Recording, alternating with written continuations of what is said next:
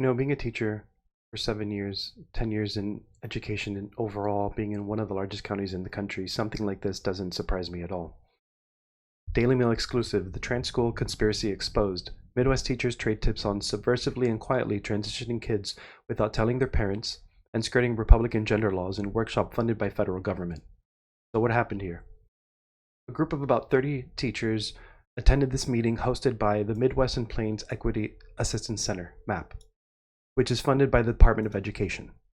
In the 4-hour workshop, they discussed helping trans students in the face of new laws in Republican-run states on gender, pronouns, names, parent rights, bathroom access, and sports teams. Some teachers followed the rules, but other teachers not so much. The meeting starts off with Angel Nathan, the math specialist who hosted the session, saying that the attendees would review the new laws in a bid to, quote, remedy the marginalizing effects and disrupt problematic policies, end quote. In the discussion and role-play sessions that followed, the teachers, admins, principals, and counselors spoke about trans students and their families in a way that would alarm many parents. Kimberly Martin spoke about helping trans students keep their gender changes secret. Well, we're working with our record-keeping system so that certain screens can't be seen by parents if there's a nickname that we're trying to hide, Martin told the online gathering. Jennifer Hagland complains about Republican Governor Kim Reynolds in March signing a law that bars biological males from competing on female sports teams. She bragged about her own activism and of taking part in protest marches. Quote, I know that I have my own right code of ethics, and that doesn't always go along with the law, Hagland said. Shay Martin, an Ohio-based trans educator who writes a socialist, feminist, and anti-racist blog called Radical Teacher, said she worked against laws that prohibit or restrict trans advocacy. Quote, I think that requires working subversively and quietly sometimes to make sure that trans kids have what they need. Now, I just want to point out something here. If you look at the attendees here, except for, I guess, 1 and 2, they're all women. I wonder what that means. Maybe, well, we'll discuss that in a different video, exactly what that means.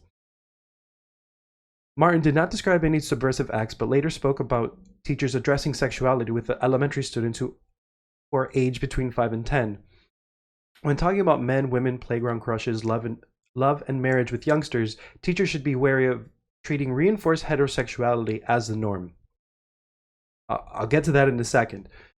Focus here. Finally, Yesenia Jimenez Captain.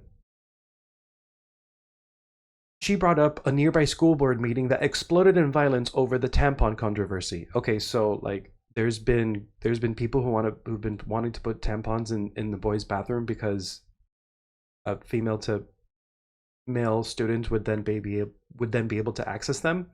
And she said, well, that became a big violent issue because the individuals who were involved are also educators, which is sickening, end quote.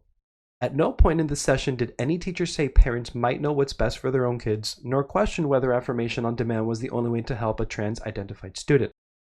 I want to mention a few things about this, one being this reinforced heterosexuality as the norm. What else is it going to be? Homosexuality? Queerness? Transness? We're going to make that the norm?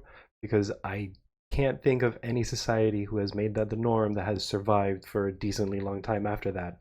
Actually, I can't think of any society that has ever decided to do that. It feels to me, especially in our society, that we need a large population of people for the next generation to continue our systems, our social security, our benefits, and things like that. I'm not saying that we're just cogs in a machine, but having babies is important. It's extremely important. Or is the idea that we should have no norms, that, be whatever, do whatever, it's all the same, it's all equal, and okay, sure, on a moral rights level, it's all equal, but on a biological level, it's not. A hetero couple is superior to a homo couple because a hetero couple can, assuming everything works fine, let's assume that, a hetero couple can have the baby just with those two people in the couple. A homosexual couple would need additional input or support or some kind of surrogate or something like that, which, I mean, if you really want to go down this rabbit hole, this will produce a system where we put even more pressure on poor young women to give up their bodies to rich, wealthy people. I don't know if I want to go down that timeline, but I mean, the point is, why are we even here? Why are we even talking about this? I thought we were talking about teachers. Why are we spending tens of millions of dollars, or millions of dollars, sorry, but tens of millions overall, maybe even hundreds of millions overall, on education stuff that's not improving reading scores, writing scores, math scores, science scores, or anything like that? Why? Why are we spending money on things not directly involved with, I don't know, making our kids more intelligent? How did we get to this point? Like, we're what happened to the basics? And sorry, parents, I'm gonna have to throw you under the bus right now because you messed up, and you messed up really bad. You you you gave up your rights as their primary caregivers the moment you decided that both you and your spouse need to be full-time workers. You gave away your kids to daycares, nannies, babysitters, and public schools. You zombified your kids by giving them iPads when you go out. You break your marriage vows and give them unstable, chaotic environments where they have to choose their favorite parent. You pass them off to siblings, cousins, and parents because they're too much of a burden for you. Honest question. How much time do you spend with your kids per week? An honest, like, real sitting down, I'm teaching my kids something, or we're interacting in the active present. None of this sitting at the dinner table with your phones on or watching a show. Because let me tell you, if you're spending less than 8 hours a week with your kid, chances are your child is spending more time with their favorite teacher than you. How does that make you feel? And you only have yourself to blame for this. This is not the teacher's fault. Kids need attention. And for those of you with K through 5 kids, like single digit kids, if it's less than 20, then you're not the primary caretaker of your child. You're not. The teacher is, because they're the one being teaching, not just the education stuff, but the morals and values and turning things in on time and being respectful to others and things like that. Like, the teacher is doing that. They're taking your job. And look, teachers were given a huge responsibility. We help raise the future. And we're supposed to be a technical and professional support.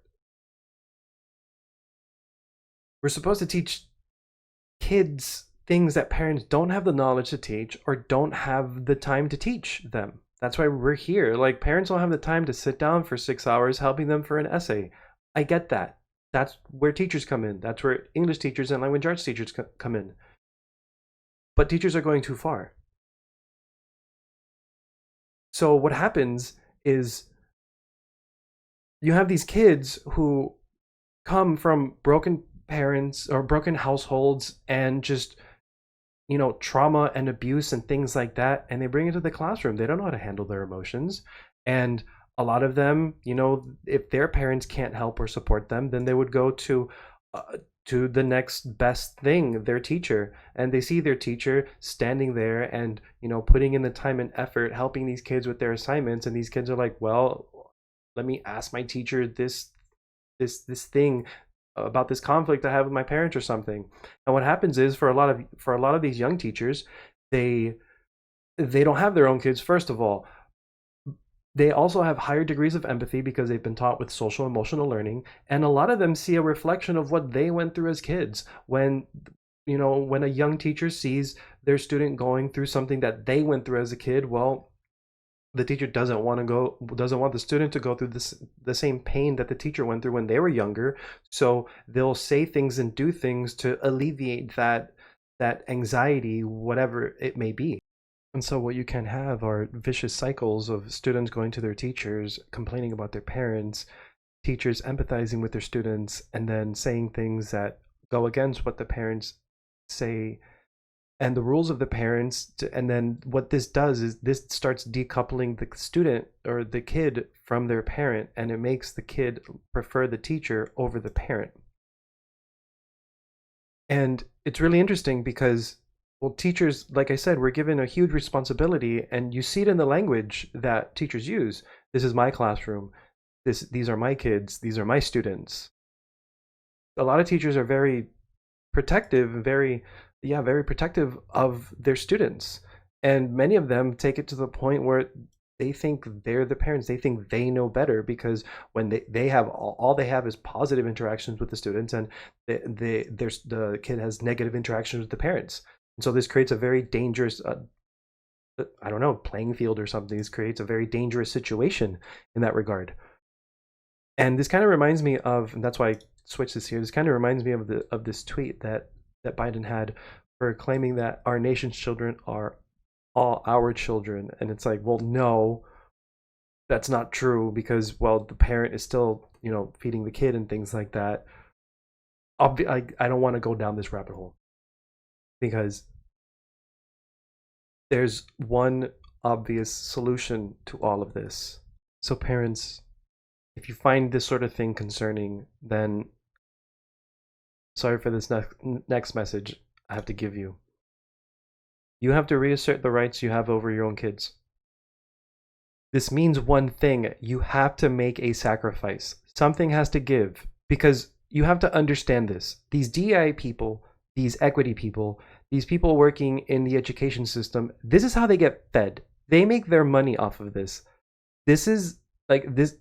Understand, they're not just going to sit down and quote unquote follow the rules just because some governor, some rando in their eyes said so. Like, what the hell does a governor know about raising kids? What does a mayor know about raising kids? What do parents know about raising kids? The teachers are the experts. And since teachers are the experts, well, giving them a stern warning isn't going to do much for them. So, and like realistically, these laws of where you can't like, transition kids or give kids a different gendered nickname, like, who's going to enforce it? Like, if you have an entire school that disagrees with what with like, I don't know, with what DeSantis would say or something like that, how do you think the law is going to get enforced? Especially in a school system where, if most of the school is super woke and things like that, do you think they're going to be okay with a disaffected liberal, a centrist, or a conservative raising their concerns or something like that? No, that's the quickest way to get fired. And it's like, it's that's not going to be enough. So there is a solution. I mean, it's easy. It's really easy to say what the solution is, but it's really time consuming. It's super annoying and aggravating. It'll probably make you less wealthy. It's an incredibly unfair fight of small peasants versus a machine. But realistically, do you care about your kids or not? Because this is the question. We can have these stories continue day in and day out. This can go on forever. Or parents can solve the problem. So how do you solve this problem? You have to bankrupt the people who are pushing this. If you don't want this weird woke stuff, this weird DEI gender stuff to be happening, you have to impoverish the people who are doing so. So school board members, take their position. Become the school board. Inform them that they have done such a terrible job that they need a new career because they're not wanted in this sector anymore. You have to embarrass them to the point where they can't show their face and make money anymore. You have to become a teacher. You have to become a principal. You have to infiltrate. You have to do what the radical left has done. How do you think we got to this point in our education system? It's because the radical far left infiltrated academia decades ago, and now we're seeing the fruits of their labor. And so what do you think the solution to that is? You're going to have to do the same thing. And these groups, make it so they can't work in the school district. Don't buy the materials, don't hire the firms, don't hire the employees. Don't give them the attention they crave. And the teachers, have the kids push back. It's possible. It's totally possible for kids to push back. I mean, when was this? June 14th, a week ago or something, middle schoolers destroyed pride decor, chanted "My pronouns are USA," because here's the thing about kids. If you have these, the constant authorities in the school system pushing the same thing, these kids are going to push back because kids don't like authority. Teachers have positioned themselves to be the anti-authority against the kids' parents. That's what's been happening. That's what's been happening. So, parents, you're going to have to work for this. If it means taking your kid out from school, from a public school, and putting them in a private school or in some kind of pod learning or micro school or homeschool learning, you're going to have to do that. Otherwise, this continues. There's no way around it. You can't have your cake and eat it too. So yeah, the teachers, if the teachers are going too far, then you're gonna have to get involved. You're gonna have to ask your kid, hey, what'd you learn in class, or what'd you do, and like not just receive a, oh, I'd learned stuff. Oh, okay, and then go along your day. No, like sit down, get the syllabus, get the syllabi for the classes, get detailed lesson plans. Well, not detailed lesson plans, but there's a lot of schools um that have lessons plans posted, or some kind of idea of what the kids are going to do. There's Google Classrooms now, so there's assignments and homework assignments. You can see what the kids are doing, what your children are doing, and then if there's something weird going on, you go and complain. Here's a tip. Here's a pro tip. You know how you can get your way as a parent? You just annoy the hell out of the principal. You see, like, principals are very busy people. They have a lot of meetings to attend and things like that. But if they constantly have like a group of 20 parents bearing down their neck because some weird teacher's doing some really annoying or weird things, well, that's the fastest way to get something done. So partner up with other parents and get stuff done. Like complain and make their lives annoying. They're annoying your lives, so it's only fair.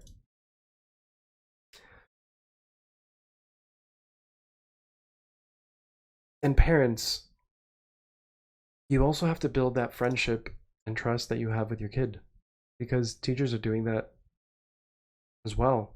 You're going to have to make your child feel comfortable that they can approach you with something, with anything, and then you won't freak out about it, because if you freak out about things, your kids aren't going to tell you anything. Simply put, they're going to go to someone who doesn't freak out. Common sense. I mean, just when you were a kid and you had two parents and one of them reacted, in a firm but fair way, and the other person screamed and threw stuff at you, like, which parent are you going to say the tough things to? Obviously the parent that doesn't like try to physically or emotionally abuse you when you try to tell them the truth. So parents, you're going to have to step up. Like, stop being so brutal with your kids sometimes. Jesus. So in the end though, parents, you have the power. You have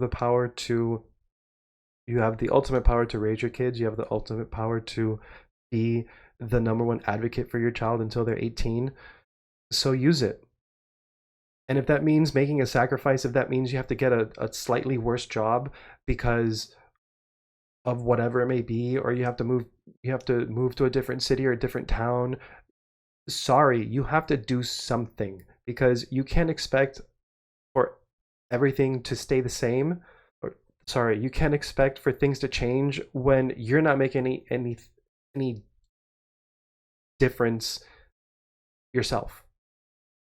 Most importantly, for these Republican governors, who's Republican mayors and people like that who have these top-down mandates on banning these sort of things, are you willing to prosecute these people? Are you willing to prosecute people who are committing conspiracy to break the laws that you decided to put in? If you're not, then stop passing these laws. You are honest, well, time to start prosecuting.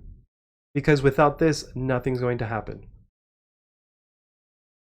All right. Thanks for sticking with me till the end. I'll see you on the next one. Like and subscribe.